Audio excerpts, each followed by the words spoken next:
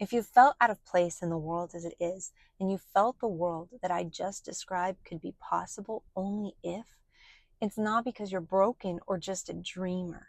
It's because you're built for what's next. We're not waiting on miracles. We are becoming them. We were born for such a time as this, and it's time to start living like it. We keep hearing about the new earth, this vision of a more healed, harmonious, awakened world. But here's the catch. We can't rise into a new world with the emotional wiring of the old one.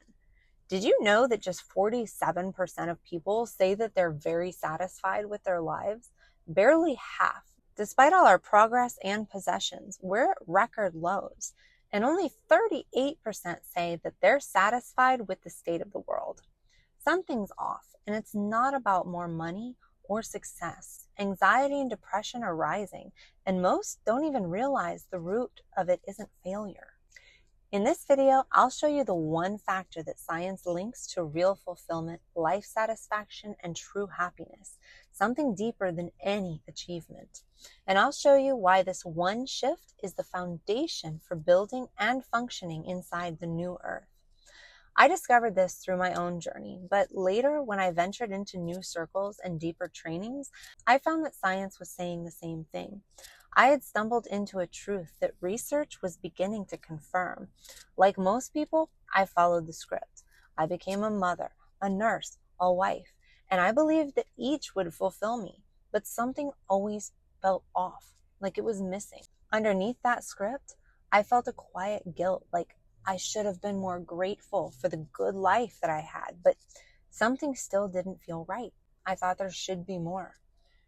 Everyone says, look within. And I did. I asked myself endless questions. I searched and I searched, but the answers didn't come through thinking.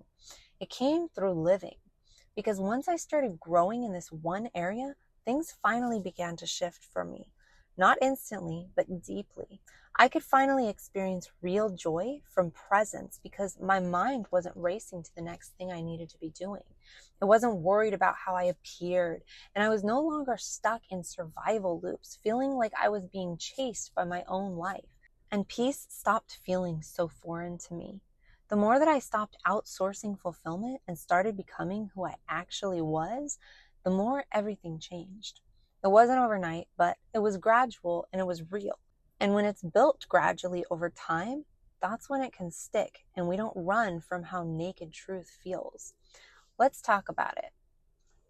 Imagine waking up each morning in a world where people are lit from the inside out, where neighbors greet each other with actual joy, not guarded small talk and tight plastered fake smiles, where your work doesn't drain you, it animates you, where eye contact feels safe, words feel clean, boundaries feel respected, where no one's posturing and performing and pretending because they're not afraid to be seen, where kids are raised by parents who know themselves, where schools elevate uniqueness instead of standardizing it and punishing the ones who operate outside the norm, where your community knows your gifts and celebrates them, and they don't expect you to offer more than what you have while making room for you to grow at the same time. And on the days that you show up in pieces, they're there for that too. In this world, people are kinder because they're no longer carrying the weight of hiding and guarding. Collaboration becomes more natural. Creativity is everywhere. The air feels lighter because masks have been laid down. If you felt out of place in the world as it is, and you felt the world that I just described could be possible only if, it's not because you're broken or just a dreamer. It's because you're built for what's next, what's coming. If we can reach critical mass, and I believe that we're closer to that than ever, this is the frequency of the new earth, a world built on embodied truth, not performance. Now, contrast that with how most of us live. Most are still doing what I used to do, chasing a job, a title, a role, a relationship, hoping it finally delivers happiness. Climbing ladders, checking boxes, and hitting milestones, only to find the same familiar emptiness waiting on the other side. Still performing, still hiding behind old masks, still trying to hide the ugly parts that are true too, in favor of only showing the highlight reel. All this striving has left people burned out, disconnected, and empty inside. But we can't build a 5D world from a burned out, wounded 3D identity. The new earth is built from the inside out, and it starts here. So, what is this one core magical thing that gets us a ticket to the new earth, emotional freedom, happiness, and a lighter load? I'm so glad you asked. And scientific studies back this up, showing that the number one predictor of a fulfilling life isn't money, it isn't even love or success. It's, drumroll, authenticity. And in just a moment, we're going to explore what that really means. Why authenticity is the frequency of the new earth, what happens when more of us choose it, and what's actually been hiding our ability to live it all along. But first, like this video, leave a comment with your thoughts, and subscribe to the channel. This helps others find the fire and join us to awaken, rise, and build the new earth. Some people think that authenticity means being raw, blunt, or unfiltered. They think that it gives them permission to unload, trauma dump, or to dominate conversations with whatever they think or feel in the moment. But that's not authenticity. That's unprocessed ego. Me, me, me, me, me, me, me, me, me. Dressed up in pretty spiritual lingo. True authenticity is integration. It's when your outer life aligns with your inner truth, when your nervous system isn't bracing to play a role, when your relationships reflect who you actually are and not who you think you're supposed to show up as. Authenticity is a frequency, and it's one that can only be embodied when you face yourself fully in complete truth and accepted and integrated all of that truth, even the parts that you don't like, because these parts are there for a reason. And when we integrate these parts, they start to work for us instead of against us. So authenticity is actually somewhat hard to get to because it's protected by a lifetime, and potentially lifetimes according to epigenetics, by counterproductive protective mechanisms put in motion by societal programming, indoctrination, peer pressure, parental output, and trauma, all there having served as proof that being real wasn't worth it and would result in pain. So we end up with distortions to where we never even find out who our true authentic selves are, much less let them out of the deep, dark dungeons that we lock them up in to remain safe. Anyways, authenticity isn't about performing vulnerability.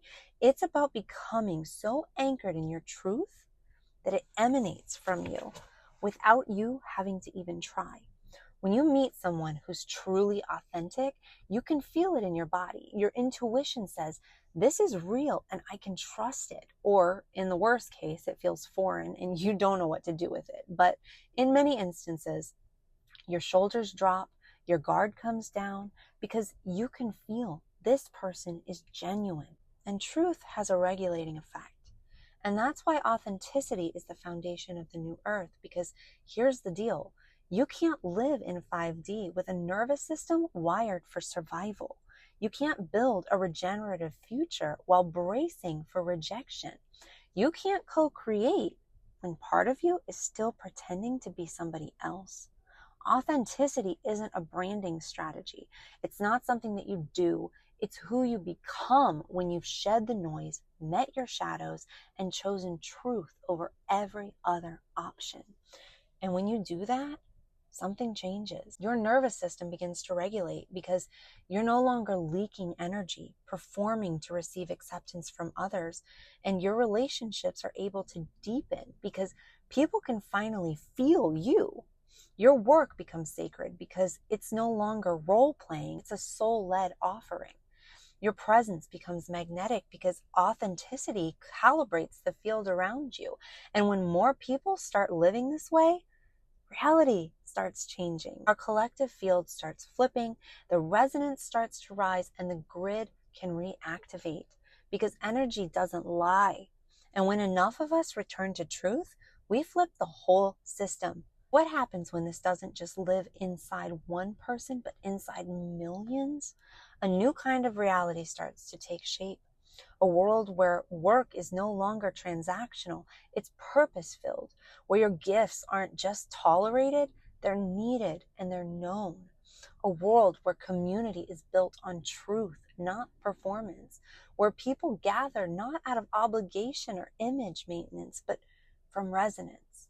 A world where leadership isn't about domination or persona, but about embodiment, where the loudest voice isn't the one with the mic, but the one most rooted in truth is.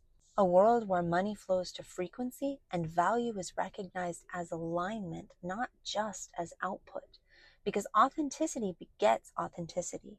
When you're real, you call forth the real in others. And what begins as a personal reclamation has the potential to become an entire planetary shift. This is how the new earth takes form, not from blueprints or ideology, but from being and from integrity. When we remember who we remember who we are. And yes, I know what you might be thinking right now. This sounds too idealistic, too utopian, too good to be true. But here's what makes the difference. This vision isn't based on hope. It's based on momentum. Astrologers have long pointed to this era that we're in now, where Pluto enters Aquarius, a time when power returns to the people and systems are reinvented from the ground up. Healers and mystics speak of the prophesied shift from the Kali Yuga to the Dwapara Yuga, a new epoch of energy and truth. And science is catching up too. Trauma work, somatics, neurobiology, and quantum physics are beginning to echo what spiritual traditions have said long ago. We're not just matter. We are frequency, and truth aligns with frequency. So no, this isn't a naive dream. It's a natural consequence of truth becoming more common than pretense, and it starts with one person at a time. Let's talk about why most people resist this and what hides authenticity and how we can break free. We're born radiant, whole, expressive, but slowly we learn that it's not safe to be seen. We're taught to trade truth for belonging, to mask our sensitivity, to mute our inner knowing, to dress up as palatable, polished, productive versions of ourselves. The cost of that performance is our authenticity. Some of us became shapeshifters, others became overachievers. Some stayed small, while others learned to act big. But all of us at some point learned that being our full self was dangerous.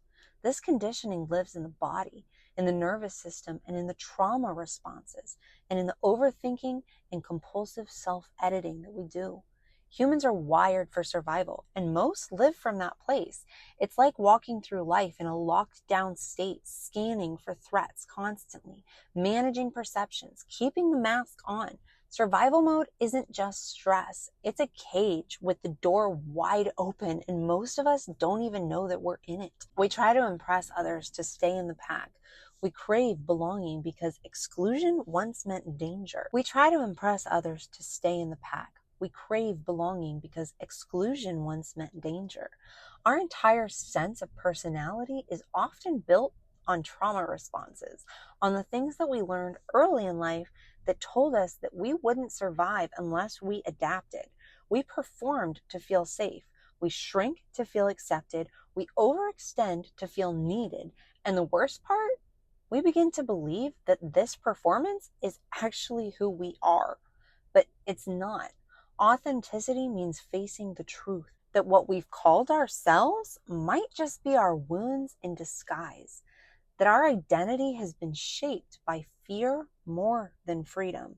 We don't just decide to become authentic. We unlearn the layers of who we were told to be through deconditioning and repatterning, which allows us to uncover and rediscover what was there all along. That's the real work. And let's not pretend like it's easy, because being authentic requires that we come face to face with radical, uncomfortable truth. It means leaving roles, shedding masks, disappointing illusions. Sometimes it even means leaving behind relationships that we put a lot of time and effort into, but they don't fit the real us. And we've been trying to force square pegs into round holes for too long. That takes immense bravery. It hurts, it's vulnerable, and it's why most people tend to resist it. But staying hidden costs more than being seen does, because the longer that we wait, the more disconnected we become. not just from each other, but from ourselves. And right now, in the middle of this planetary shift, we can't afford to disconnect. We need more wholeness, more truth, and more of what's real. The only way to the new earth is through your own reclamation. We're not just in a personal era of awakening, we're in a planetary one. The old systems are burning and the old identities are dissolving. The future is being built by those who can hold truth in their body, which means the ones who have built the infrastructure to do so. Authenticity isn't a trend. It's the only frequency that will hold up in what's coming. Because New Earth isn't going to be gifted to us. We have to rise into it. And that's a choice. And every single step of that rise is forged through living our truth. Your authenticity isn't a personal luxury. It's a collective responsibility. And the ones who choose it now are the ones who will help flip the grid and lead through the shift to a more authentically embodied tomorrow. We're not waiting on miracles. We are becoming them. The new world doesn't appear by waiting for it. It appears when more of us show up to do the work that it takes to unmask and show up as ourselves.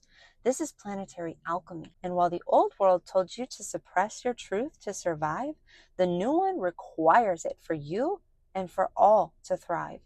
If you're ready to uncover the layers of your real self, the one beneath the masks, the roles, and the shoulds, then I invite you to join us in the fire at thefire.circle.so. This is where we walk through awakening together, where we rise together, where we build the new earth by becoming who we actually are. We are not performing there. We're remembering together because we were born for such a time as this, and it's time to start living like it. And if this resonated, like the video, drop a comment, and hit subscribe. Your engagement helps the algorithm find the others who need the fire. And if you're ready to go even deeper, to peel those layers back one by one and hit that new earth frequency faster, then one of my one-on-one bespoke containers might be the next right step for you.